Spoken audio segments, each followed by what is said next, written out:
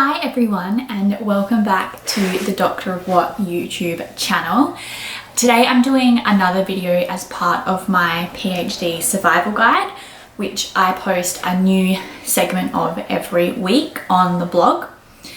And this week I'm talking, about the key things that I learnt during my first year of a PhD.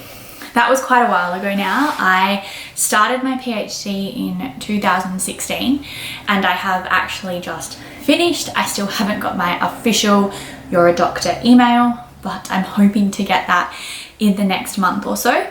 So I've kind of thrown back to what are the things that I learned during my first year of the PhD. So one of the first things I learned was that being passionate about something can be really exhausting.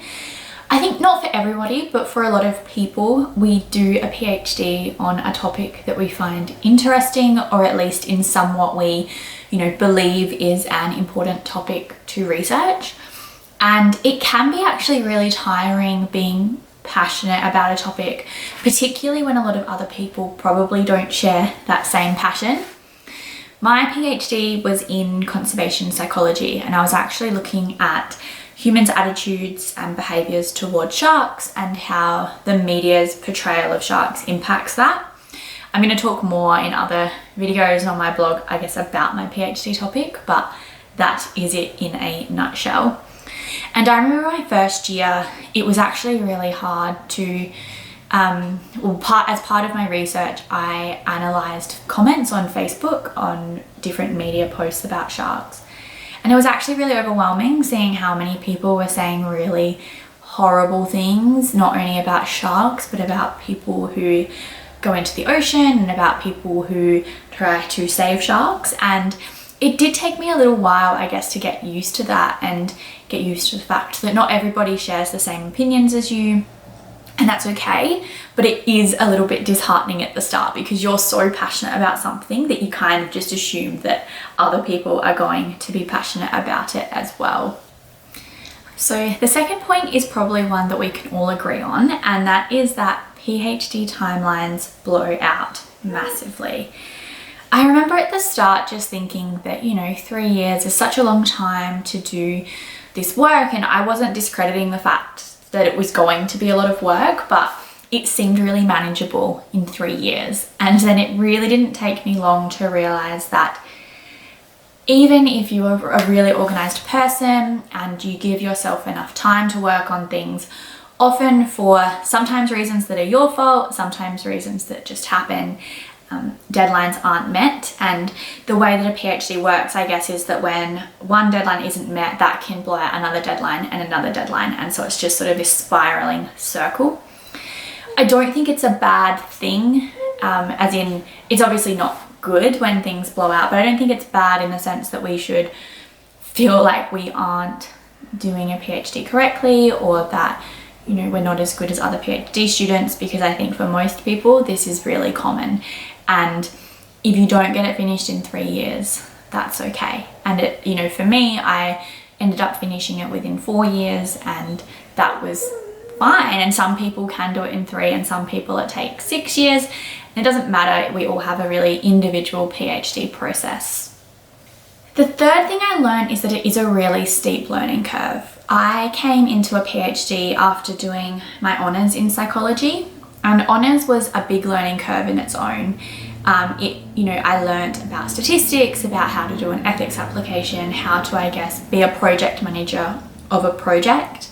But a PhD was a huge step up from that. And it was really quick. You sort of get thrown straight in and you have to learn how to run your own projects and all of the things that surround doing that.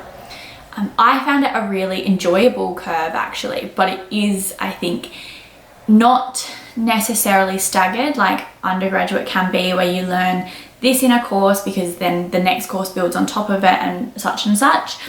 I find that a PhD was pretty much, you start and you just have to learn from the start. I learned also how much I love having flexibility in my working hours and my working days. And trust me, any of us who are doing a PhD, we know that we work really hard and we work a lot of hours. But But I did really enjoy having the flexibility of saying, okay, I can work 13 hours one day if I want to, and then I can only work 5 hours the next.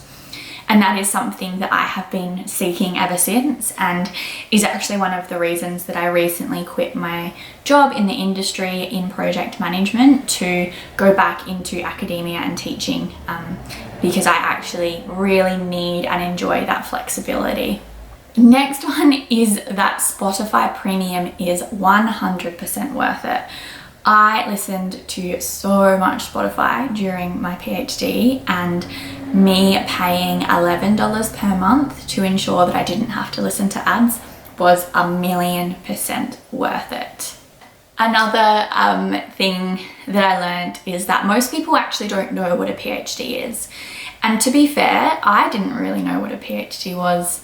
I mean, until honours probably, but even more so until I started and actually started to experience what doing a PhD was. That is actually why I started the blog all those years ago. It was just a way to explain to people, including my friends and family, you know, what do I actually do? What is a PhD? And the last thing that I learned is that you really need people in your corner. A PhD is a very isolating process because you are the only person in the world who is putting as much effort and energy into your topic. So you do have supervisors, but they are also incredibly busy with their own research and their teaching and their other students, that even they don't care that much about your topic, or not to the extent that you do. So it's really important that you find a support system, and you know, I think having a diverse one is really great. If you can connect with other PhD students at your university or at your lab, in your lab, or wherever you might be doing your PhD from. If you can't because you are doing a PhD from home, for example, I think trying to connect with people and other PhD students on social media is a really great thing to do. And also having, obviously, your social supports as well, so friends and family and partners around if you have those, because although it's a really isolating situation and it's, in the end of the day, it's you create your PhD, you finish your PhD, you earn that on your own, but it is really good if you have a good support system around you.